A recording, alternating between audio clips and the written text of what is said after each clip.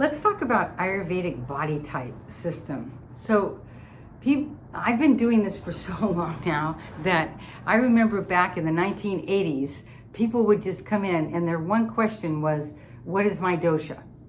And for probably, I think probably 10 years, that is what people would come in and say to me, what is my dosha? The curious thing is, no one comes in anymore and says, what is my dosha? Okay, because by now, a lot of people are very confused about their dosha because there's a lot of Americans that we know about Ayurveda and we know different things about Ayurveda, and it's in a lot of magazines, and we can read some of this stuff and we figure out that, oh yeah, I'm like this or like that. And that is very good. There's a lot of self-taught Ayurveda. There are some schools out there that have taught a lot of people. But it is really different in the United States than it is in India. In India, where I've gone and studied, okay, there they have 500,000 practicing Ayurvedic physicians. They go to school for 5 very vigorous years and only study Ayurveda. They grew up around the tradition of Ayurveda, taught to them by their grandmothers.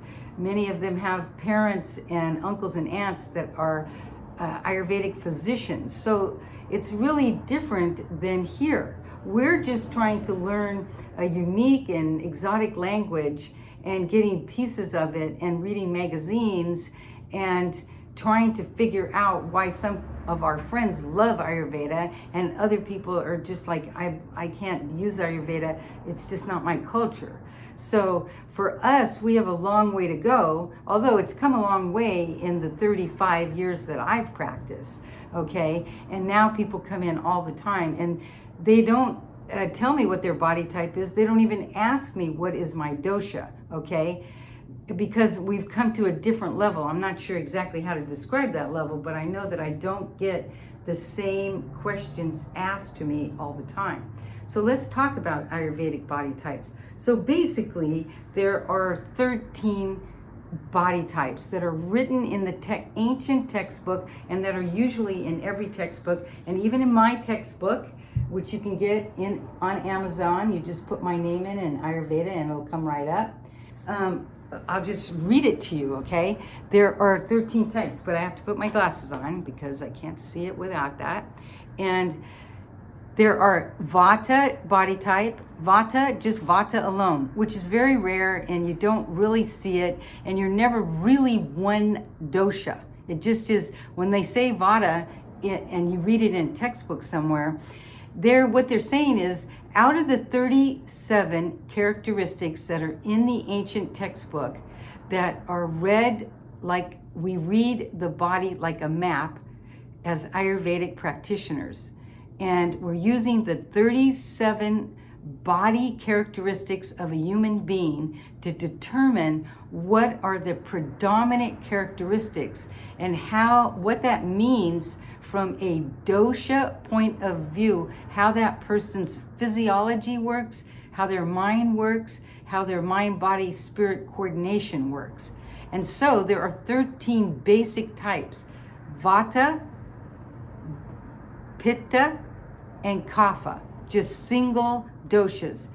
Now, there cannot be one dosha because this is a theory. The Ayurvedic theory is built on the element theory, which is fire, water, space, air, and earth combine with what they call Purusha, which they mean the subtle aspects of the universe, like the molecular aspects of the universe, the combination of the 5 elements, and even more than that, into the molecular, atomic aspects of the universe that is known as Purusha, P-U-R-U-S-H-A.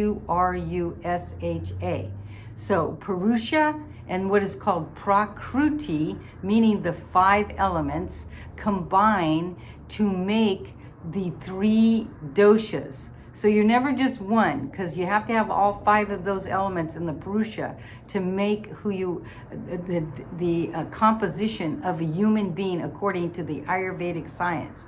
But as a observer of the human body, if you look at the 37 characteristics, and there's so much vata there, you say this person has a predominant vata body type. And it is explaining to you about the characteristics and how they combine, how this body works, how the physiology works, how the mind works, how the mind, body, and spirit work. Then there's Pitta, Kapha, so those are all the single dosha. Then there's Vata, Pitta, the combinations, okay? So a person who's predominantly Vata, Pitta, a person who's predominantly Pitta, Vata, a person who is predominantly Vata, Kapha, a person who's predominantly Kapha, Vata, a person who is predominantly Pitta, Kapha, a person who is predominantly Kapha, Pitta, a person who is predominantly all three. They're called tridoshic. So monodoshic, Vata, Pitta, or Kapha. Bidoshic, which is Vata, Pitta, Pitta, Vata, Vata, Kapha, Pitta, Kapha, or Kapha, Pitta, or tridoshic, which is Vata, Pitta, and Kapha. So there's a test, even in the ancient textbook. And a lot of people get confused by that test because they say things like, well, sometimes I'm like this and sometimes I'm not like this. And I can't determine. And so over the very first beginning years, when everybody came in and brought me the test, they would be stunted right then and there. Like, I don't know what this science is talking about. And how can they figure out this is? Well, they can figure out by observation of the 37 characteristics, okay? And when you do it long enough, okay, and I've done it like for 35 years in a clinic on thousands of patients, I can say that honestly, and I do it every day, not every day because I don't work in the office every day, but every day I either talk to patients or I do Zooms, or I work clinically in my office, or I talk to my own kids about it, my family about it. So I'm talking about Ayurveda every day. And every day, what you're doing is using the same basic concept of the 37 characteristics, and then you are thinking about these 13 different types, okay? So that's really a little bit deeper about what the 13 types and where they come from. Now, the thing is that basically what I teach people that come into my office for the first time and they are really interested in Ayurveda and somebody they knew got better using Ayurveda, and I've been in the same place here for 35 years, I think, almost. I came in 89, so whatever that is. And 1989 to Sonoma County, but I started practicing in 1983 in Sacramento, California, where I was born and raised at, and then I started practicing Ayurveda in California, I think around 1984. So as long as I've been practicing, I have always had people come in and they are confused. So I've learned how to talk to my patients to help them understand. And I'm going to teach you that exact thing right now. So instead of thinking about the 37 characteristics and the 13 body types, okay, because nobody's going to learn that just thinking about themselves or talking about a few other people they know. You have to really study that with people for years and do it in a disciplined way. But an easy way to understand it is this. Everybody knows really skinny people that no matter what they eat, and they can sit there and eat with you, and the next day you might not be a really skinny person. You've been born not a skinny person, okay? And you eat food and can go check out the scale, and 3 days later you're 2 pounds heavier because you had a big, huge, glorious meal. And your friend shows up and you say, did you gain weight? And you say, no. Well, the difference there is they have what is called a high basal metabolic rate, and you have a slower basal metabolic rate.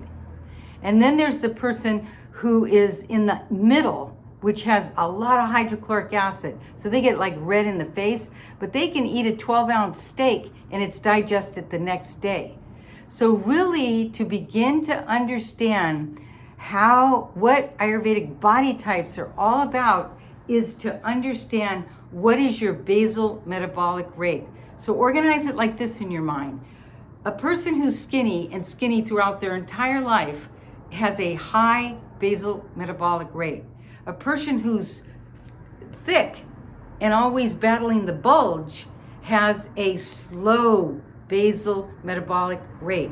And the person in the middle, who always about medium, has a stronger amount of hydrochloric acid than either the person with a high basal metabolic rate or a slow basal metabolic rate. So that's your first lesson on Ayurvedic body types. And we'll be talking a lot more about that. And if you have questions, just put them down in the comment and I'll make a video about it. And please like and subscribe so I can do lots more of these videos. Okay, we'll see you next time.